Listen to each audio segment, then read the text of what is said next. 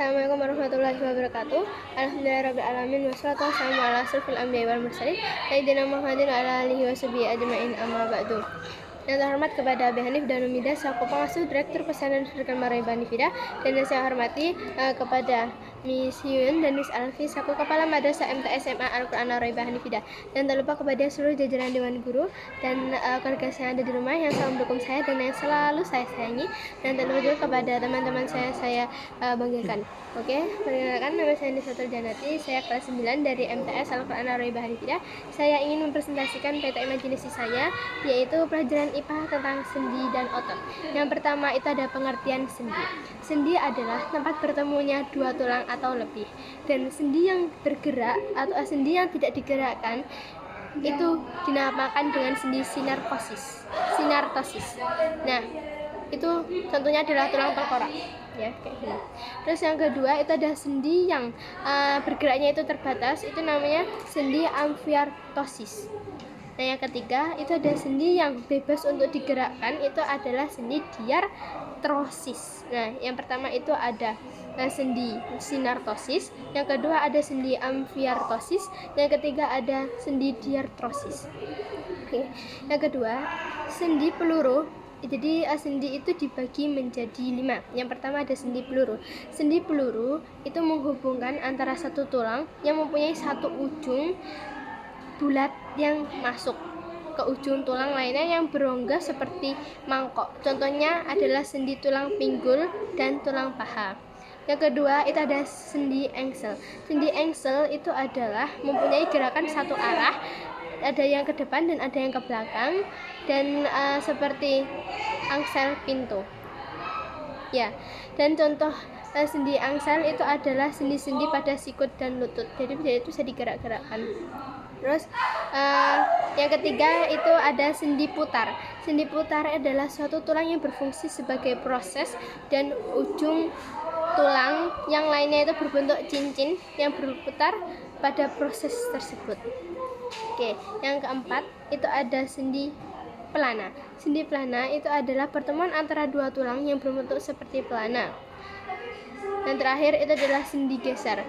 Sendi geser itu adalah sendi yang menghubungkan antara dua tulang yang memilih permukaan yang datar, dan prinsip kerjanya itu adalah yang pertama, bagian tulang bergerak menggeser ke atas tulang lainnya. Yang kedua, contoh dari sendi geser itu adalah tulang pergelangan tangan, ya, pergelangan tangan ini. Nah, yang ketiga itu ada otot. Pengertian otot. Otot adalah penggerak bagian tubuh sehingga disebut alat gerak aktif. Jadi otot itu adalah satu gerak aktif, kalau tulang itu pasif. Dan hampir 35 hingga 40% massa tubuh itu adalah jaringan otot.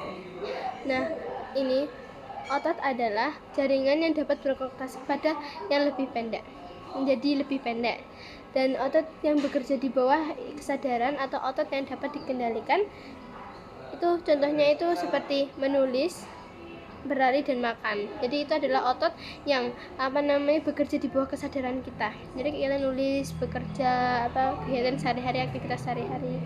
Dan ini ada otot yang bekerja di luar kesadaran kita atau otot yang tidak dapat kita kendalikan. Contohnya itu seperti jantung yang selalu memompa darah ke seluruh tubuh kita. Kita tidak bisa mengendalikan. Jadi kalau kita tidur, ya dia bakal mengalir, ya nggak berhenti. Jadi kita nggak bisa mengendalikan. Terus yang terakhir itu ada jenis-jenis otot. Yang pertama, jenis otot itu dibagi menjadi 3. Yang pertama itu adalah jenis otot rangka. Otot rangka adalah otot yang paling banyak yang terdapat di dalam tubuh kita, dan dapat disebut dengan otot lurik juga. Dan otot rangka itu melekat pada tulang dengan perantara tendon. Tendon itu adalah pita tebal berserabut dan liat yang melekat otot pada tulang. Yang kedua itu adalah otot polos. Otot polos itu terdapat pada dinding lambung, ulus halus, dan rahim, dan juga kantong empedu dan pembuluh darah. Otot polos itu proses kontraksi berreaksi dengan lambat. Nah, otot polos itu tergolongkan otot yang tidak sadar. Nah, yang terakhir itu adalah otot jantung. Otot jantung itu hanya ditemukan